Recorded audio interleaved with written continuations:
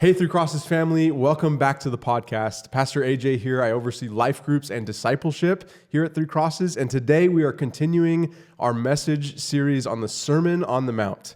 We're looking at Matthew 7, verses 15 to 20, and if you're listening on the audio version, just wanted to let you know there is now a video version of this conversation. So come and join us on our social media feeds, on YouTube, and check out this conversation we're about to have. We're talking about listening to the right voices. We got a great conversation in store for you. And with that, let's go deeper.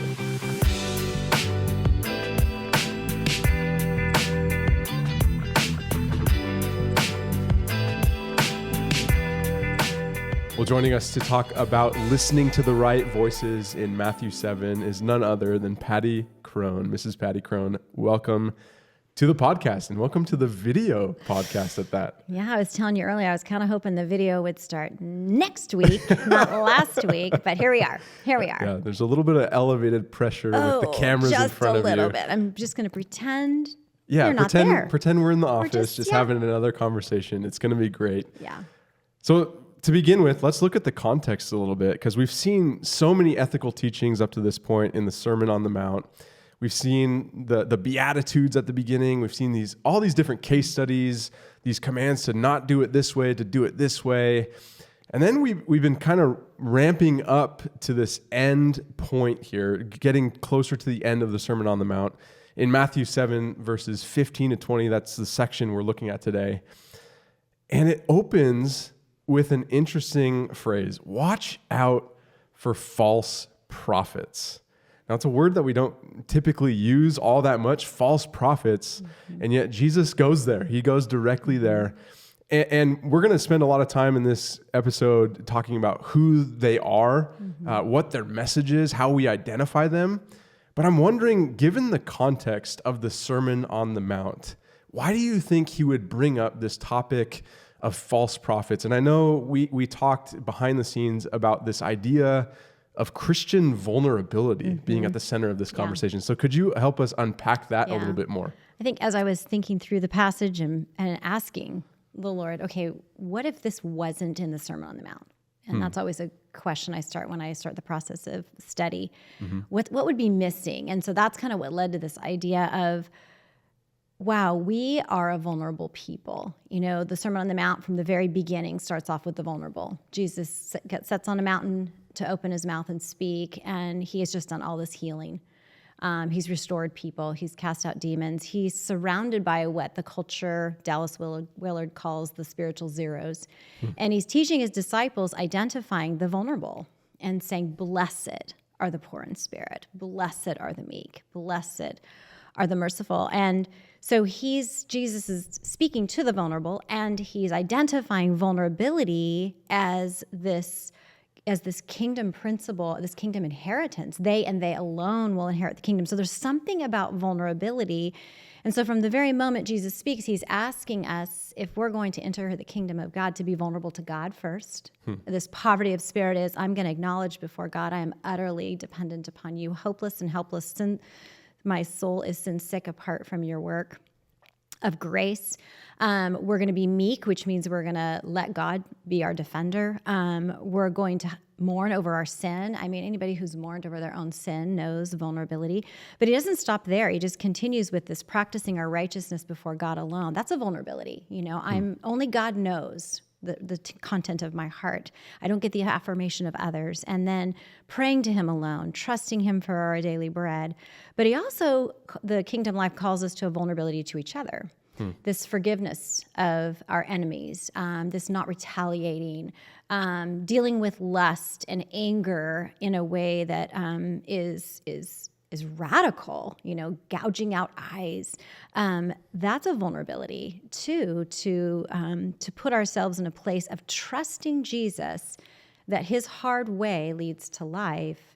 We're vulnerable. So it's kind of been a whole new paradigm for me to just look at all of the Gospels, to look at the kingdom in general as it's a vulnerable life. It's a life of trust that our Heavenly Father is good. And do we really trust that? And even some of those corrections that you see in the Sermon on the Mount, I'm thinking of all those ways that he checks our heart, and he calls us to act in certain ways that aren't like these people, but is like this. I think, you're opening yourself up to somebody else evaluating you. And, one of the common themes we've been talking about throughout the Kingdom Code series is that the kingdom is a group of people. Like, we need each other. And so in order, I can imagine a lot of people out there might be living the Christian life on their own because they don't want to get vulnerable with people, right? And open themselves up to these kind of corrections, this kind of refining, I guess. Absolutely. Yeah. When I became a believer, my parents were very concerned. I'd grown up in a Catholic background, and when I had given my life to Christ and my life was radically changing, their first concern was what? I was in a cult, that I was being too vulnerable to these teachings and I was giving away my life to the wrong thing. And we all give our life to something. We all self-sacrifice for some sort of clarion call of truth. And the Christian life is one of surrendering your rights and surrendering your very self. So I understand why my parents were concerned and why they were afraid I was in a cult, because it is vulnerable. You're giving your money. There's a lot that we're asked. It's a lot of trust that our Father really is for us. Yeah, and our society that values independence. It's written in our code. It's written in our DNA as Americans, And autonomy. We better be sure that the person we're being vulnerable with has our best interests at heart, which is where the passage goes in verse 15. It says, "Watch out for false prophets. They come to you in sheep's clothing, but inwardly they are ferocious wolves." Not the first time he's used animal imagery here. And it's also a common theme, especially as we get closer and closer to what Jesus would say are the end times. So I'm thinking Matthew 24 here. Many false prophets will arise and lead many astray. Because lawlessness will be increased, the love of many will grow cold. Matthew 24, later in that passage, "For false Christs and false prophets will arise, perform great signs and wonders so as to lead people astray." The famous passage in 2 Timothy 4, "For the time will come when people will not put up with sound doctrine. Instead, to suit their own desires, they will gather around them a great number of teachers to say what their itching ears want to hear." And the more we've talked about this, the more we've realized, man, if we are a people that are called to be vulnerable to somebody else's teaching, to somebody else's correction, it feels like the idea of false prophets is like escalating in my own heart just from this very brief conversation. Why do you think it kind of gets underplayed in the church today? Think about that. I wonder, the first thing that pops into my head right now is overconfidence. Overconfidence in our own ability to discern, and overconfidence in our own, and a lack of self-awareness of our own desire to have our ears itched, are unaware of our own ways that we wander and stray. It's like we don't really believe we're sheep. We all think we're shepherds, and we don't need a shepherd, and we can navigate our own life. But I also think it's part of it is our relative safety, maybe in the U.S. We traveling in other countries, working with persecuted believers, I see a more awareness to false teaching because their life is at stake. And so they're taking it more seriously, and they want to make sure they really are giving their literal life for the gospel. So they're more attuned and aware of those that would feed on them. I want to believe, AJ, that as a Christian church, that we're more neglectful than negligent, that we're just not thinking about it like we should. I would hate to think that we're just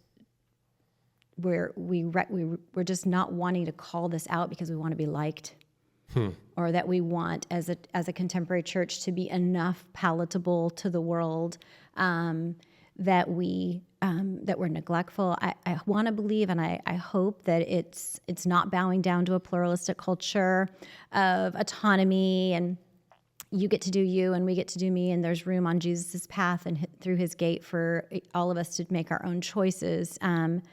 But I don't know.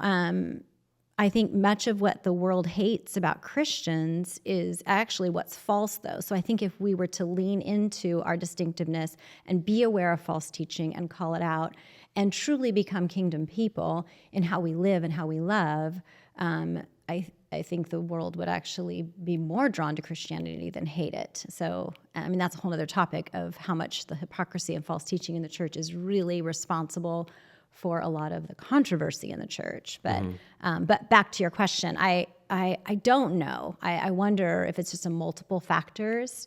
It is interesting that 26 out of 27 New Testament books speak to or allude to false teaching. So clearly, Jesus was just getting us started in the Sermon on the Mount. Well, we see it all throughout the Old Testament, false prophets. But, the New Testament writers really were concerned, and Jesus hasn't returned yet. So that means they've only increased, right? I don't know. Do you have thoughts? What do you think? No, I think it's very interesting that, there is some level of safety. Maybe it's just apathy. People just are like, That's probably it.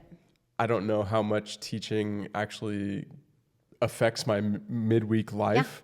For the and good so or it's, bad. it's just not hanging on a thread as some other countries maybe. For a lot of us, it's not a matter of life or death. It's like, hey, I can consume the, we think it's not. I can consume this guy, I can consume this person, I can consume all these different teaching, and I can still go throughout my week, do my thing, not unchanged. Right. And so I think one of the things I was thinking about with this question as well is how much so far we've already seen in the Sermon on the Mount that Jesus just doesn't like hypocrisy. Yeah. And when I came across this wolves in sheep's clothing phrase, I was thinking, man, okay, they're dressed up trying to act a certain way, because that's what the word hypocrisy means, is like acting like something you're not. Because inwardly, they're ferocious wolves. And we've seen it already in a couple times in the Sermon on the Mount being called out, like, you hypocrite, first take the plank out of your own eye and then you will see clearly. Or a couple other spots, you hypocrite, like, don't fast, don't look somber as the hypocrites do, for they disfigure their faces to show others they're fasting.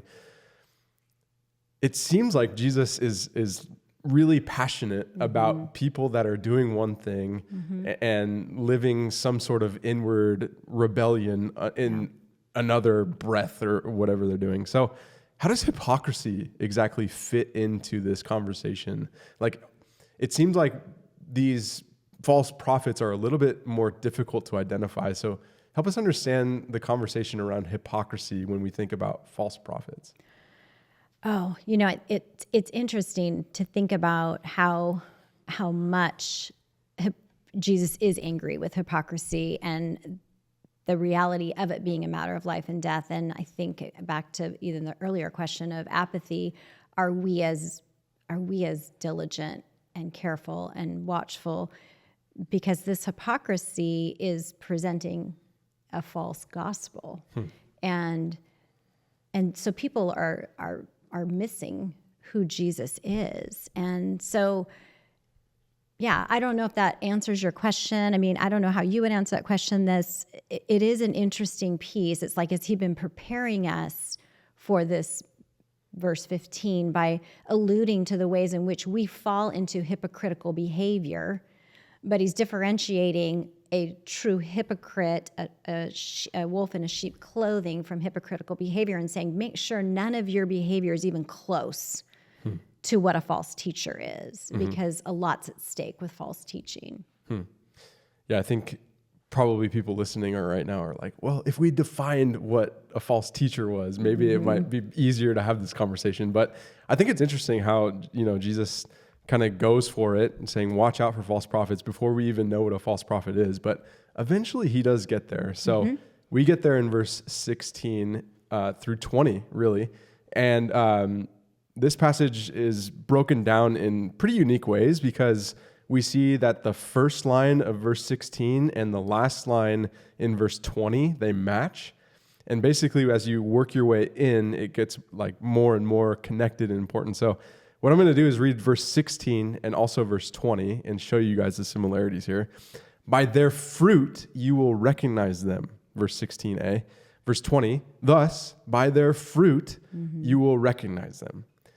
Okay, something's going on here with fruit. And so what exactly are we supposed to imagine in our minds when we think of the word fruit? Like, what should we be looking for as he mentions fruit in this case. Jesus talks about fruit a lot, that they would have fruit that lasts in his priestly prayer as his last prayer before he leaves the earth. Abide in me and you will bear much fruit. Later we have Paul and the fruit of the Spirit and the fruit of the flesh, which actually he grabs Jeremiah 17, which speaks of when heat comes into our life, it produces something. And if our roots are not in what's healthy, if our roots are not in living water, we will produce thorns and thistles. And if our roots are in living water, we will produce fruit in and out of season. So it does seem to be character. It does seem to be those fruits of the Spirit that kind of match up with Galatians 5 and Jeremiah 17, love, joy, peace, patience, kindness, goodness, gentleness, faithfulness, and self-control. The other thing that makes me go back even to Genesis 1 and the world being fruitful and multiplying, that being that it's producing something that will produce something. So it's fruit produces fruit in the biblical sense. So that word tov, is it bringing goodness? Is it bringing goodness? So either goodness or badness is coming from a person. So again, we have the fruits of the flesh being envy, division, jealousy, strife, dissension, debauchery, drunkenness. Those are the fruits of the flesh. And then we have these fruits of the Spirit: love, joy, peace, patience, kindness, goodness, gentleness, faithfulness, and self-control, which does give us some of our rubric of a false teacher and a true teacher. The difficulty is a lot of these are proximity fruits, right? So for me to know, AJ, that you produce the fruit of patience when you're under heat versus anger and dissension, I need to be in your life. Right. So unfortunately, we're following so many people we know nothing about. And that test of fruit. So we can test the fruit of their lips, their words. Are their words true? But it becomes difficult to test the fruit of their life. And I think Jesus is speaking to both. In the context of the Sermon on the Mount, he's speaking of the fruit of lips and the fruit of life. So what are they doing with the gate? What are they doing with the path? Who do they say that I am? But it's also would be a reference to their character.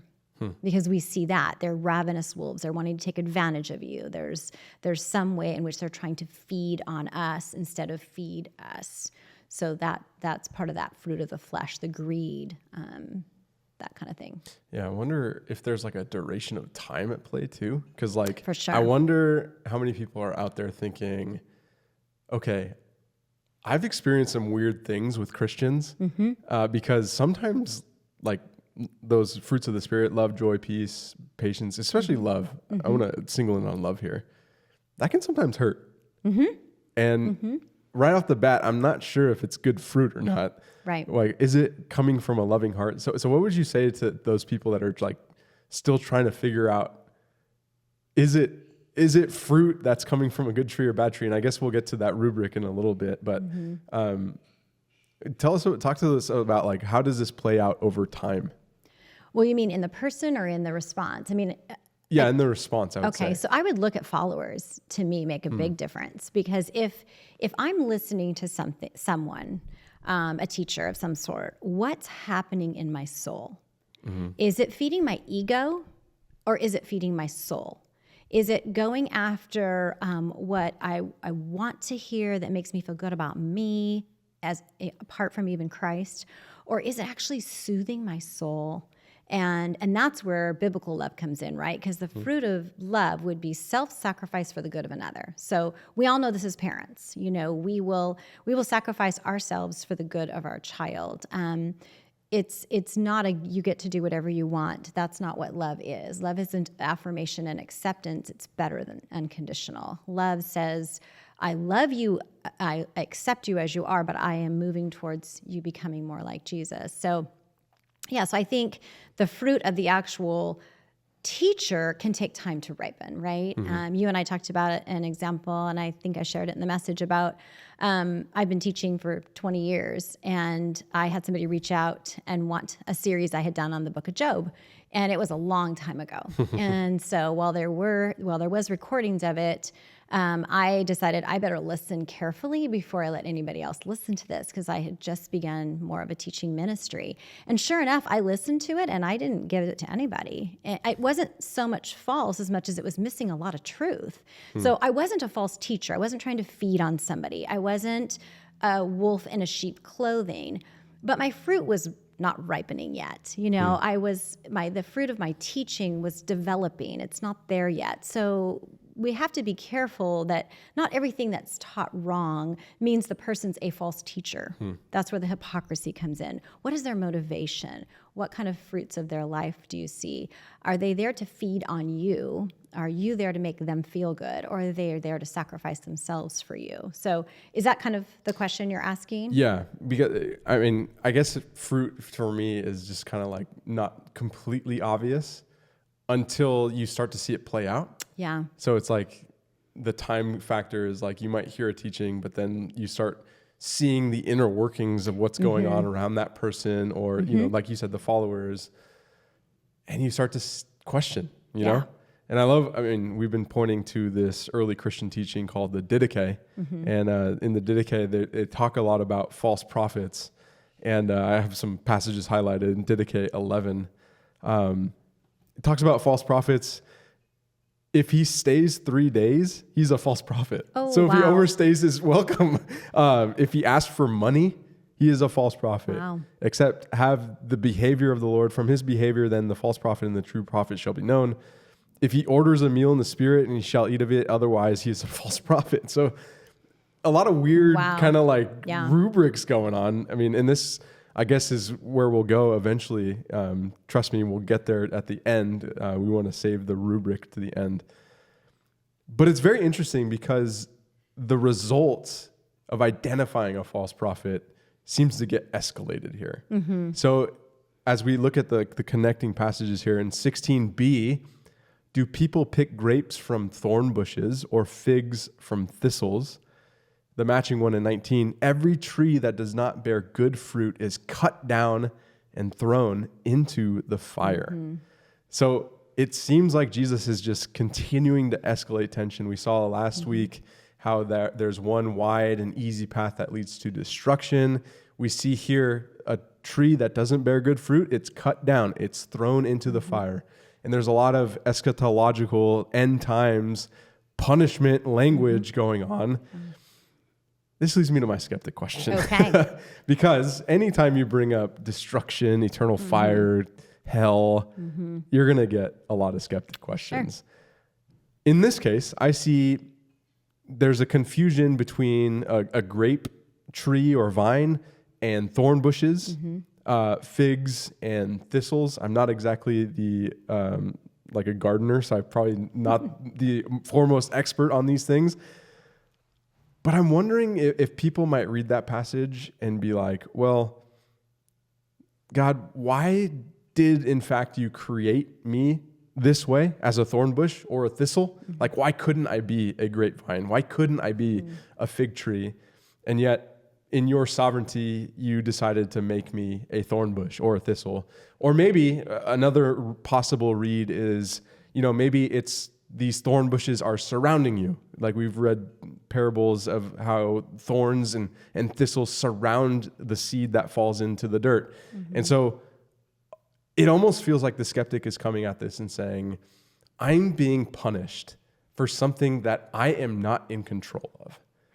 What would you respond to the skeptic who is saying that about this passage right here? Well, I think the condemnation is not those who listen to the false teacher as much as it's the false teacher themselves. It's those that are wolves in sheep clothing who are intentionally feeding on sheep instead of feeding sheep, and they're feeding sheep lies that are destructive. And we see God having zero tolerance in the Old Testament for that, right? And even Jesus saying, anyone causes any of these little ones to stumble, better for a millstone around their neck to be thrown into the fire. So I don't think this is people who, I learned something wrong, or I passed something on to someone else that was wrong. I was a thorn bush in a particular situation. These are intentional hypocrites. Still, though, do they deserve destruction? Do they deserve fire and hell? Can't you just have your own opinion? I could see that being a skeptic question. Well, can't people just teach what they teach?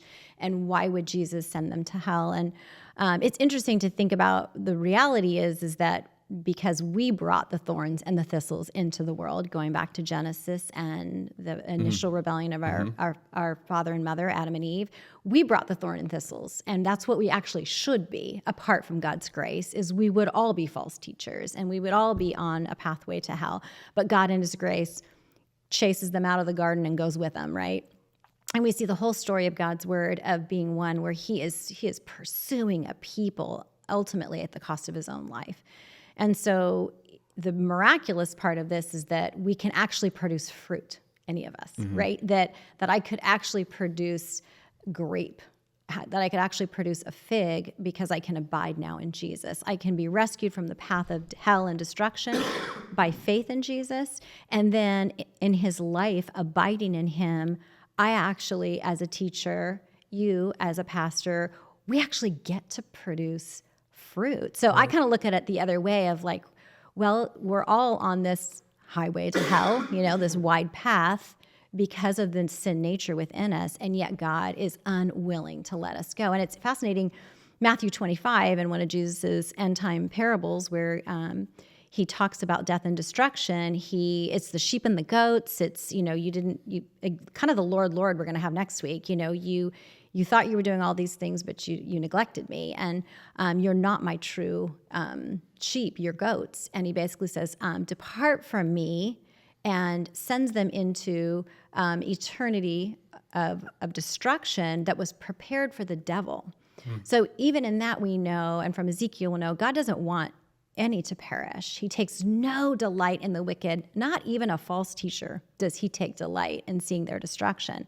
Hell initially was created for God's enemy, who is the ultimate deceiver under which every false teacher serves. But those who are unrepentant, who continue down this, who continue to be unrepentant, and those who lead others astray, they will go where we all should have gone apart from the saving work of God. Right. Well, I think the key text in all of this comes in verses 17 and 18, which is where we finally get to begin to identify or at least have some sort of measurement for who are these people? Because I can see right now, like, still people wondering, all right, how do I identify these type of people? How do I not claim that they're going to be thrown down and thrown into a fire? All these different bad ways to go about this. Verse 17, likewise, every good tree bears good fruit, but a bad tree bears bad fruit. Verse 18, a good tree cannot bear bad fruit, and a bad tree cannot bear good fruit. And so in your sermon, you said, here's a couple of ways, a rubric of sorts, that we can identify good versus bad. Number one, does it promote belief in Jesus? Number two, is it with Jesus? Are we with Jesus? Is it continuing to encourage us to be with Jesus? And then number three, is it fostering us to become more like Jesus? So I love your alliteration there, the 3 B's, all centered around Jesus. And yet one of the conversations we also had was, when we distinguish between good and bad, there could have been so many different rabbit holes we could have gone down for bad teaching, for false prophets, for all these different ways that we could go. And yet you decided to wrap all 3 of those points so closely, and I appreciate this so much, so closely to the person of Jesus. Why is it valuable to keep our minds around Jesus and maybe avoid going down the million or so false prophet rabbit trails that we could possibly go down? Yeah. Well, I mentioned in the message about algorithms and how within our social media context, YouTubing, all of that, these sites have our algorithms, and if you start to look at what you view, you can see your own vulnerabilities. And I would imagine of our church of a couple thousand, there's several hundreds different kinds of vulnerabilities, right? There's different ways in which maybe I struggle with forgiveness, and I want a teaching that tells me I don't have to forgive anybody, a false teaching. That whatever our differences can create what we're drawn to. So it's almost as if there's just 1,000 pathways to teach wrong, but there's only one way to teach what's true. And maybe that's what Jesus is meaning about a good tree cannot produce bad fruit. And so for me, as I was thinking about this, even as a mom, as a teacher, as a shepherd, I thought, maybe what we need most is to be so familiar with the voice of Jesus, the way of Jesus, that then no false teacher is unidentifiable. Because if I just start focusing on end times false teachers, or false teachers who, I mentioned the two different extremes of false teaching, that you need to either take from Jesus' words or add to Jesus' words. Well, there's such a myriad of options there. If I'm focusing on just who Jesus is, that's how I can discern what is wrong, by focusing on what is good. And then the benefit is, and this might be why the question's so hard, why it is hard, and why Jesus wants us to be intimate with him. The benefit is I'm now becoming like Jesus in the process. So I'm not just identifying false teachers. I'm becoming a true teacher by believing Jesus, each and every word, not taking a razor blade to God's word, not treating Sermon on the Mount like a smorgasbord or a buffet line, but saying, no, this is the kingdom life. And then being with him, letting him do the power through me to be obedient, to trust him, and then becoming like him. And it's interesting because if you think about it, false prophets often will have belief in Jesus, but you don't have to change. But there's also false prophets that are all about change without belief, right? So if we're missing any of these three, we can fall into false teaching, right? So if I want to just believe in Jesus, but I don't have to become like him, I'm susceptible to false teaching. If I have to be like Jesus, but it's not based on belief in his power, now I've had friends who've been pulled into cults that are about we can be Jesus, not become like him. So it's interesting. There's a lot of talk. AJ and I talked about this a little earlier. There's a lot of talk about, a lot of times when we're talking about false teachers, you'll hear sermon illustrations about checking counterfeits bills and the hard work of those who work for the Treasury Department. But actually it goes back to, this illustration goes back to a 4th century monk named John Cassian. And Cassian believed Christian maturity is to become a discerning money changer. And this was in the Roman world, where it was the only coinage. And counterfeits were really common, and they got you into a ton of trouble. They were everywhere. And so the money changers, they weren't infrequent. Counterfeit was everywhere. So money changers had to know the weight, the feel, so the metal, the weight of the metal, and the engraving. Those 3 simple pieces. And they were so familiar with the weight, the feel, and the metal that they could quickly identify the thousands of counterfeits all around them. And so Cassian really likens this to the primary work of spiritual growth is that we become discerning money changers, that we're so familiar with the words and the ways of Jesus that we can tell a counterfeit. That something in our spirit will say something's off here. Now, the role of the body is crucial. Jesus writes this to all of us. So I'm not going to be able to discern false teaching on my own. But I do have the Spirit. And in John, later, John tells us you have no need for anyone to teach you because we have the Spirit. So, but I still want to check that with AJ. I still want to check that with people that I trust who are more mature than me and say, hey, which is my example I shared in the message with my daughter. Hey, this is what I watched, and is there something wrong with it? Something in your spirit is asking the good question. So we get so familiar with Jesus' words and ways that we can pick up something that just feels off, and then we do the deeper work of courage, which is the other part of vulnerability, right? So if we're going to be a vulnerable people, we need to be a courageous people. And that's what protects us, is our courage to say, I need to be careful about what I listen to, and I need to bring people into my journey of discernment. I love what you said about becoming so familiar with Jesus's voice. And I love the reminder again that this is kingdom codes. Like the series has been all about kingdom.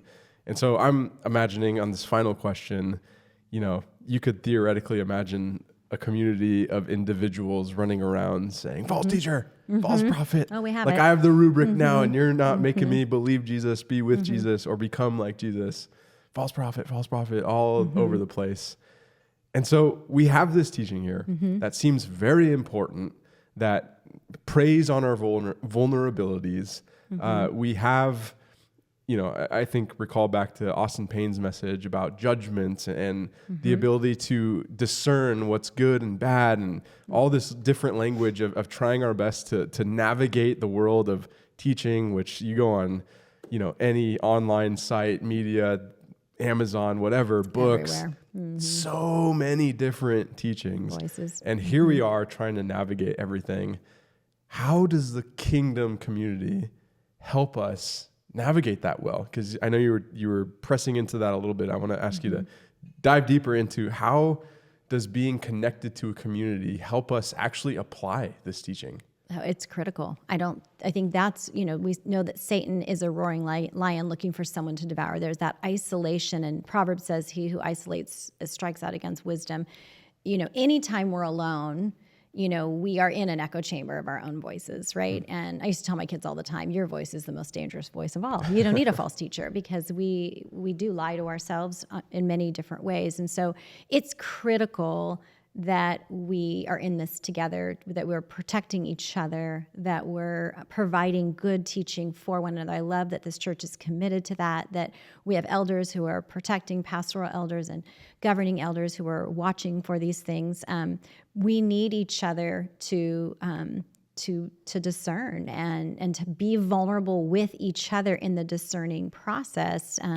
It's our best way of identifying, and that requires a vulnerability and a humility to say, I, even after all these years and a seminary degree, and I am still vulnerable to something being off, because I still have a nature that wants what it wants.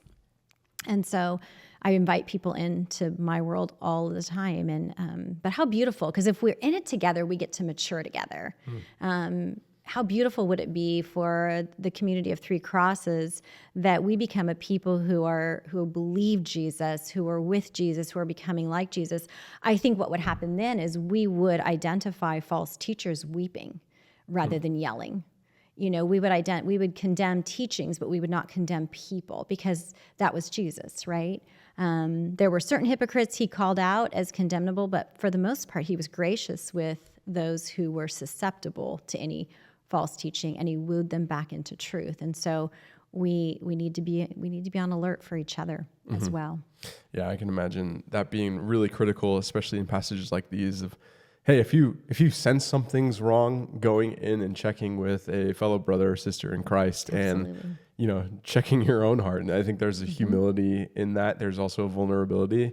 But the odds are somebody around you that knows you, that loves you, is willing to bring you into the light of, hey, maybe you're off on this, maybe you're not reading this right, or maybe, you're actually right. And, you can sort of discern what voices you listen to based on that. So again, big plug for getting plugged into a kingdom community, right? Yeah. And, right around the corner here, it's almost the end of summer. We're launching community nights. If you're not plugged into a kingdom community and learning how to discern the voice of God, that's a great place to start. I know we got men's huddle, women's collective, all these different communities coming together to be able to try and learn what God is saying to us and how to wrestle with the scriptures. And I think that's a good thing that we do here at Three Crosses and that the church does. So, okay, AJ, I'm having one more thought on this as we're talking.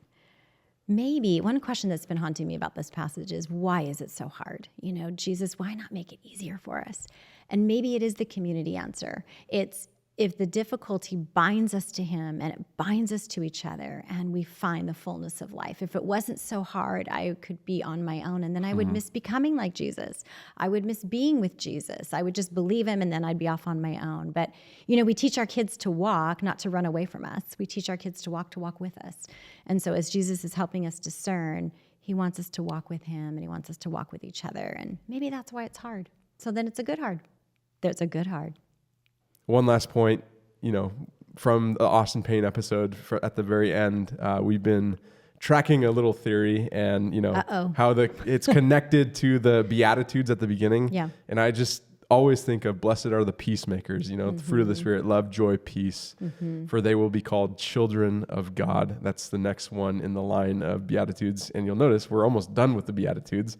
So we're coming to a close of the Sermon on the Mount series. Yeah. And, Pattie, thanks so much for helping us discern what is good fruit, what is bad fruit, what is a false prophet, how do we even respond, all these different tricky, difficult things to navigate. So that was very helpful. Thank you so much, Pattie. You're welcome. Thank you for having me.